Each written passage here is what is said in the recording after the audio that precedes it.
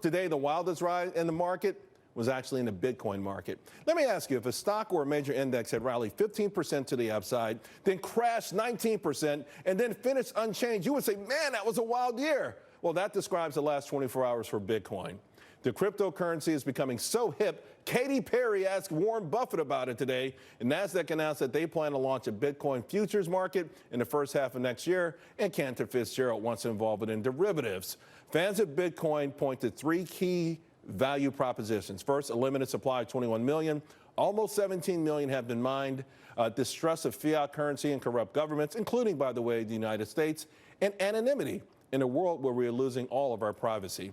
Here to discuss now, Naomi Brockwell, a former New York Bitcoin Center Director of Policy, and you were one of the very first people to pound me. You were like, you've got to do this. I would bump into you in the halls years ago. Yeah. You put a video out where you touted Bitcoin at 306.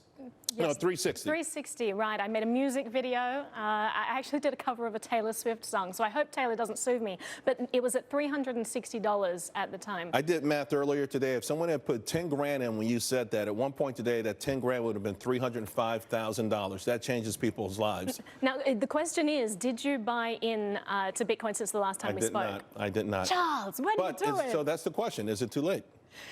Listen, I'm not here to give investment advice. I'm here to say that you've been a proponent of Bitcoin. Do you still like Bitcoin? Long term, I remain bullish on Bitcoin. You're waffling a little bit. You weren't like this before. Listen, I think that Bitcoin is a world-changing, is a revolution. It's a financial revolution. It's a game changer, and I'm incredibly excited about it. Does that mean that if you buy and sell in a year, are you going to make money or lose money? I don't know. Well, that's the same thing with the stock market, but you still feel convinced long term that this changes the way we bank, the way we live, the way we do. I mean, yesterday I emceed a conference, Consensus Invest. It's the largest blockchain conference in the world. And from my point of view, it was generally bullish there. These are really smart people, and it's an purely investment conference. And it was exciting for me to hear different investment advice, different strategies. By the same token, Naomi, there's a lot of quote-unquote smart people who said this is a scam, this is a bubble, this is a modern-day tulip phenomenon that's going to end miserably for folks. Now, what are they missing? What are they getting wrong? Because I went down to value proposition. Okay, it's great. Do you trust there will only be 21 million Bitcoins ultimately mined? It's a counter currency to fiat currency. Maybe, maybe not. I mean, but are those valid value propositions for people to put their hard-earned money into? Because what backstops Bitcoin?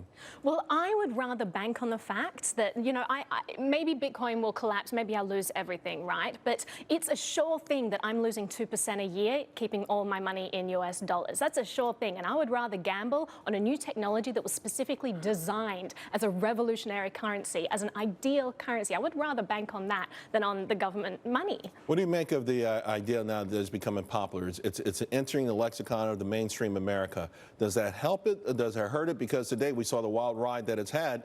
As more and more people get into this thing, the volatility, it's not unlike the NASDAQ bubble that we saw where it did implode. Listen, a lot of people compare it to that, but if you look at the number of people who are just learning about Bitcoin for the first time, who haven't yet entered the market, I mean, there's a tiny fraction of the population of the world that uses Bitcoin. I think that there is huge room in there for people to get involved. I think there's a role for cryptocurrency, and I give you congratulations, and hopefully you'll come back more, maybe when it hits 20,000. I'll be back here next week then. All right, good to see you then.